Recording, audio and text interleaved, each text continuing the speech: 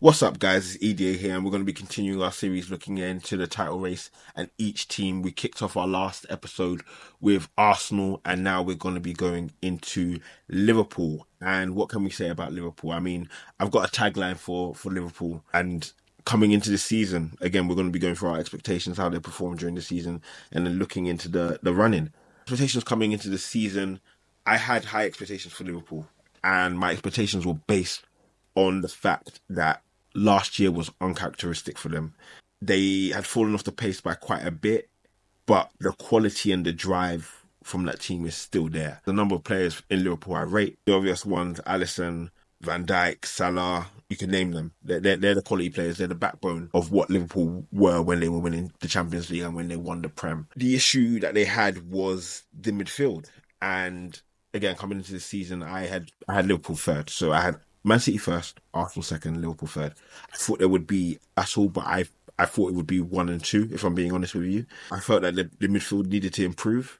I think it needed to improve for a while, and I was really shocked at how it hadn't improved as quickly as it needed to. There had been previous issues with signings integrating, and I wanted to see how that would improve going into the season. Diaz, Nunez, Konate, I think all, probably Konate to a slightly lesser degree, had little bits of issues just bedding in.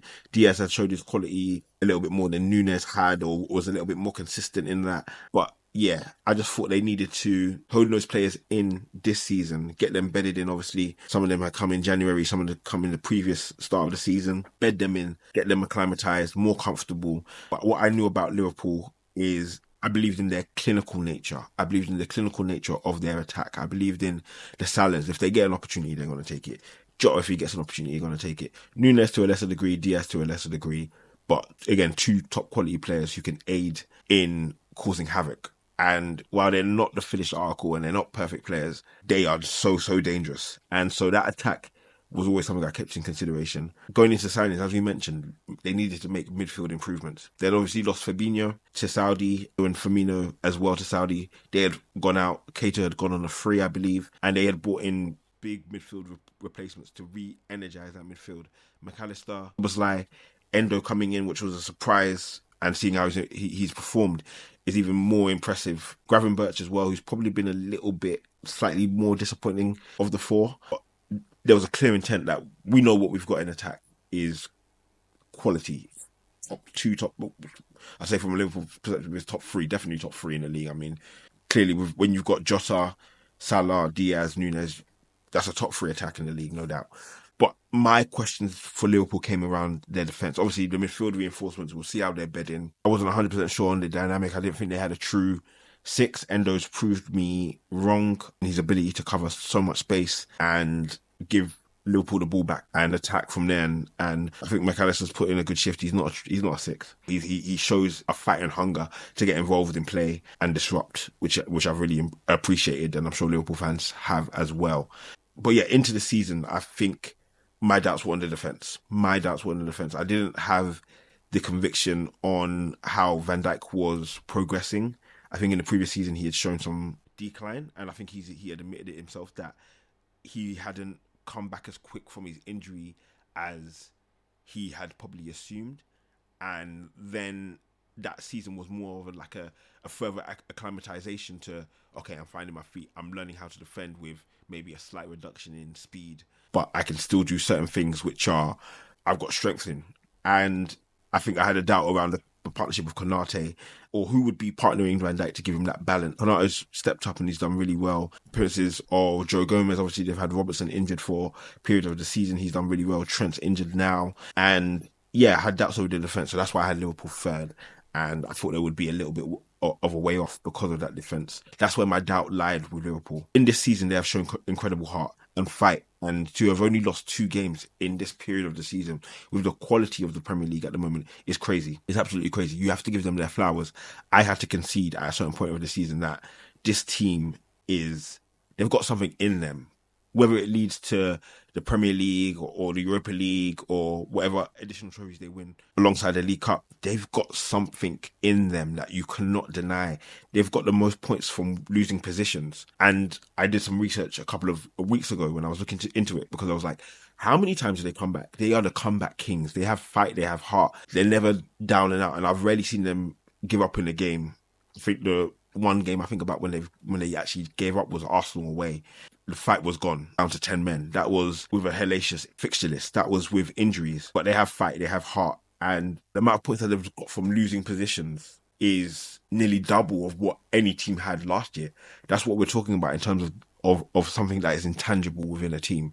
That's what Liverpool are presenting at this moment. And I think they've exceeded my expectations, as mentioned. That heart, that fight, the injuries that they've had during the season. Salah, Alisson, Konate, Jones, Szoboszlai, Jota, Trent have all been injured. They've had big wins, big performances, which they've done really, really well in. And that fight, I think you have to talk about. It's not the games that you would necessarily like expect. I think, the really good victories that they've had with Forest away is one of those surprising ones where you'll say like, oh, like that doesn't seem like a big win, when they had been through, like, again, a really tough fixture break, injuries. They came up with a last minute winner that keeps them in the fight, keeps them going, and knowing that they can keep going into the last minute. Fulham at home, when they were down and they kept fighting. I think what I think about when I think about Liverpool is that heart, and I don't know if it's indicative of the massive news that we know with Klopp leaving. Is this the impact of generating more? But they were doing it even before he had done that. Maybe it's taken it and it exceeded the maybe time frame that we expected Liverpool to be involved, but it's had a monumental impact, I think, in just galvanizing and the team knowing that these days that we have with our manager and these days and matches that we have mean a little bit more, because we know that the days are finite. I was really interested what the impact of the Klopp news would do to the Liverpool team, and it's taken them kind of higher. Obviously, they've had some disappointments during the season. The Arsenal loss, which we mentioned, the drop points to Spurs as well, would have been annoying, especially in the, I guess, circumstances of the game. As we mentioned, there was a lot of controversy with the VAR decisions in that game. But when haven't there been, to be honest with you? In the run-in, again, I think it goes for the same thing of most teams. Need to keep their players fit. Need to get their key players back. They're going to need a combination of the support of their youth because of the injuries that they've had. If they get players back, I still think they'll need a bit of a spark from the youth. I think of players like Conor Bradley, who's stepped up and done great work. Salah and Van Dijk at some point are going to have to carry this team with either an elite defensive performance or an elite attacking performance. You can't consistently rely on Nunez's and Diaz. They may pop up in a couple of key moments, but Van Dijk and Salah will be the benchmark for this team. And so, again, looking at Liverpool, very, very impressive. Got to give my hats off to them and how they continue to fight, how they continue to play. They've already achieved this season really, really well being in this position, but they're going to want more. There was talks of a quadruple. I thought they had the potential to do, I won't lie. I didn't expect them to lose to Man United, but they still have an ability to get a treble and do really well. So, again, I think going in, they have potentially the easier running of the three.